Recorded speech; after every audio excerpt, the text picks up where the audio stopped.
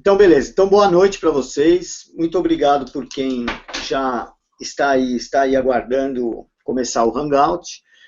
A ideia é, hoje, eu convidei o Coronel Enio Fontenelle, o professor Rodrigo Jungmann e o professor Fábio Blanco, para a gente bater um papo sobre a questão do panorama atual de nova ordem mundial, de geopolítica e algumas outros assuntos que vierem. É um bate-papo, não tem nenhuma regra, nenhuma... A gente quer aproveitar o conhecimento de quem esteve dentro de um governo, dentro de órgãos estratégicos, e tentar responder, tentar entender, responder as perguntas, tentar entender o que está acontecendo com o mundo, o que está acontecendo com o Brasil, o que a gente deve esperar desse futuro no curto prazo.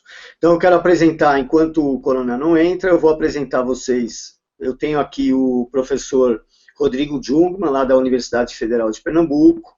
Tudo bom, pessoal? E o Fábio Blanco, que é do Núcleo de Ensino e Conhecimento, lá de Santos, que já vem também promovendo cursos, uma série de coisas, e todo mundo aqui tem um certo interesse nessas questões de governo mundial, de autoritarismo. A ideia era conversar um pouco sobre isso. Bom, eu sou Alexandre Costa, o dono do canal aqui, eu sou autor do livro Introdução à Nova Ordem Mundial, e eu pretendo começar a fazer esses hangouts, reunindo essas pessoas que têm interesse, que estudam esse assunto. Então, agora, a palavra com o professor Rodrigo. Meu nome é Rodrigo Jungmann, professor de Filosofia da Universidade Federal. Em princípio, minhas áreas de especialização não tem muito a ver com esses temas, porque eu publiquei mais em Filosofia da Linguagem, um pouquinho também em Filosofia da Religião, que eu leciono. Ensino Lógica também.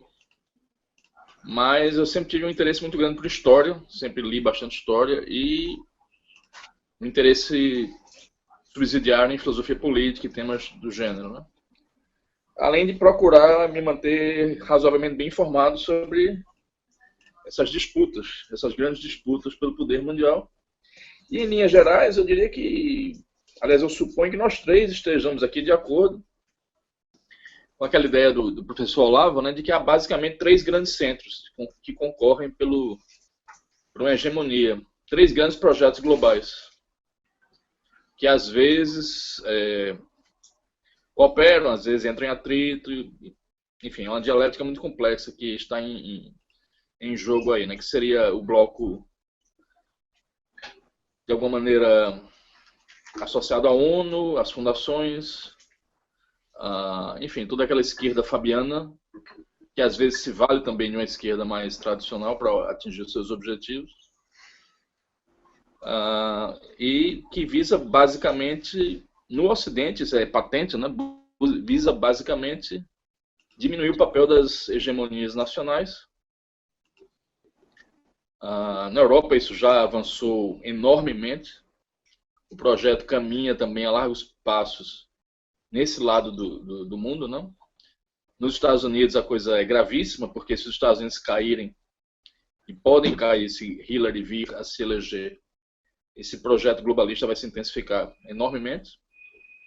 Um outro centro de poder e digamos assim, com ambições totalitárias é o Islã, como todo mundo sabe. Que é mais do que uma religião, é uma cosmovisão que engloba praticamente tudo na vida, né? Inclusive a questão da governança, né, do direito civil, enfim, tem pretensões de controlar totalmente a vida humana, tanto que no Islã nunca houve laicismo praticamente, né? Nunca houve a separação entre igreja e Estado. É um projeto que tem claras pretensões totalitárias. E, numa vertente que eu conheço menos, devo admitir, há o projeto eurasiano, né, associado a Putin e aos chineses. Os chineses hoje têm uma economia mais vibrante do que a Rússia, eu diria, mas militarmente, estrategicamente, a Rússia continua sendo extremamente pujante.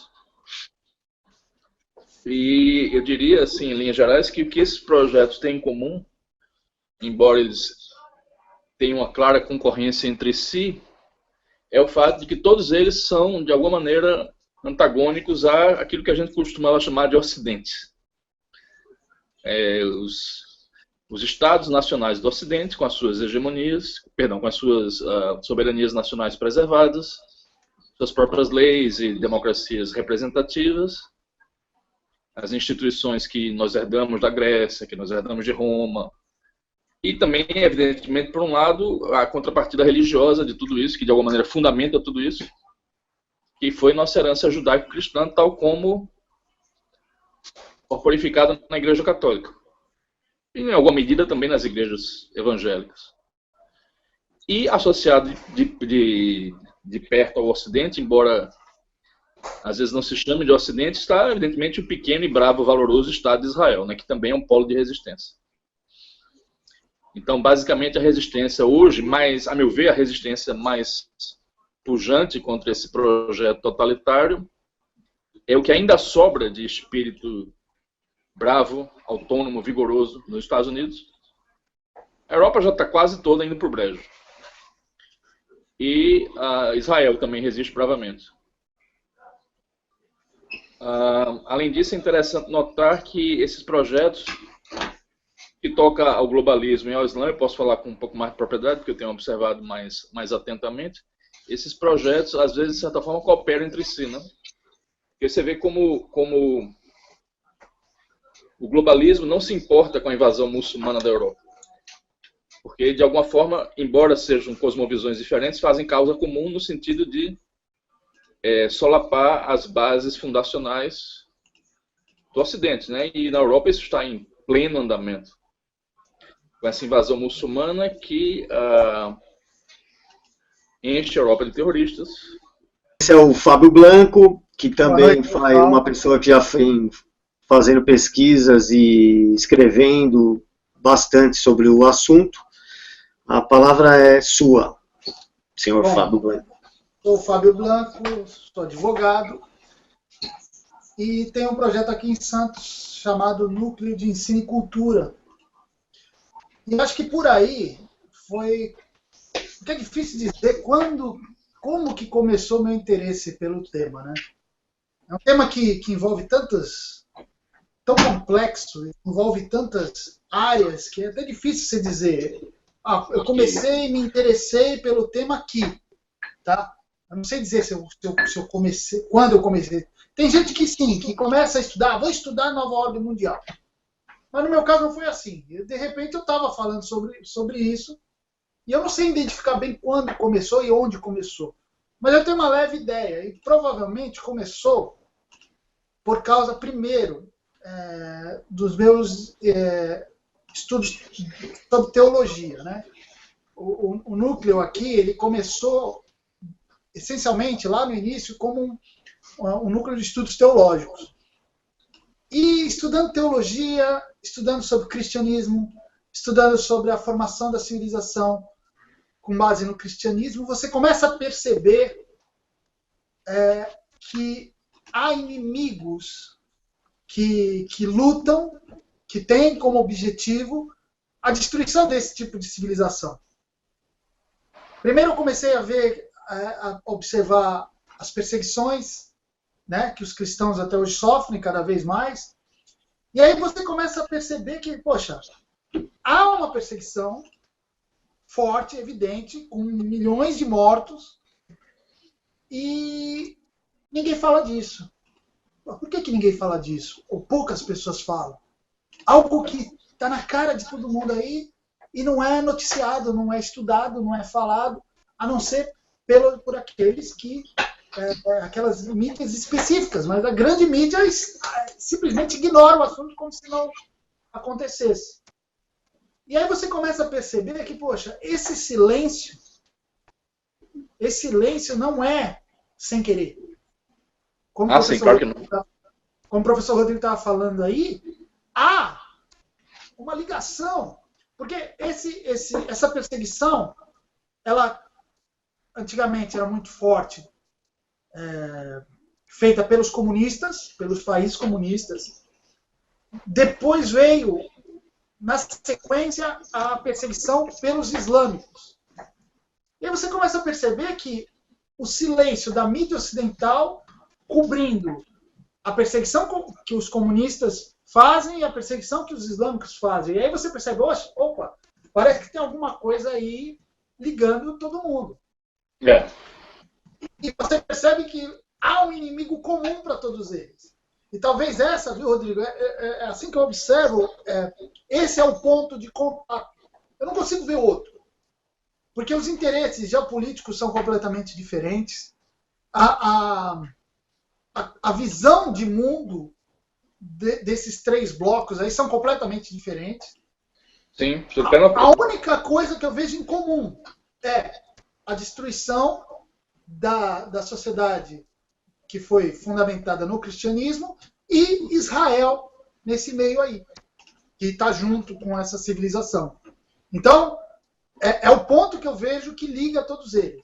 Então, assim, o que eu observo, o que eu já li disso aí, a minha leitura dessa questão, eles, de alguma maneira, eles se unem para que isso aconteça, para que essa destruição aconteça. Aí depois, se acontecer, aí eles vão ver o que eles vão fazer. Mas esse objetivo primeiro parece que está claro em todos eles. Todos vocês devem me conhecer pelo Facebook, pelas coisas que eu já fiz, mas para o público em geral, eu vou dar uma ligeira apresentação, não muito extensa, porque eu não sou muito de fazer autopropaganda. Bom, eu sou um coronel do Exército, reformado naturalmente, porque eu já tenho 78 anos de idade, e a minha experiência com esse tema vem de longe porque eu, quando estava no SNI, eu passei 10 anos lá como chefe de telecomunicações e eletrônica.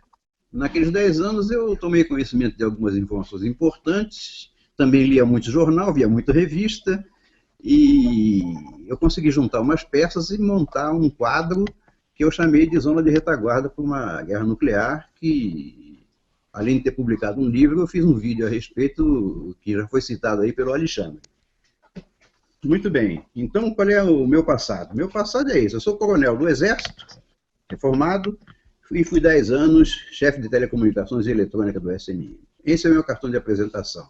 Muito bem. Boa noite. Muito obrigado pelo convite para participar desse evento tão importante, com pessoas também tão importantes, todas voltadas para o mesmo, o rumo voltado para o mesmo porto, que é o porto do conservadorismo, das nossas tradições, e contra todos esses movimentos que visam destruir a nossa cultura. Muito boa noite.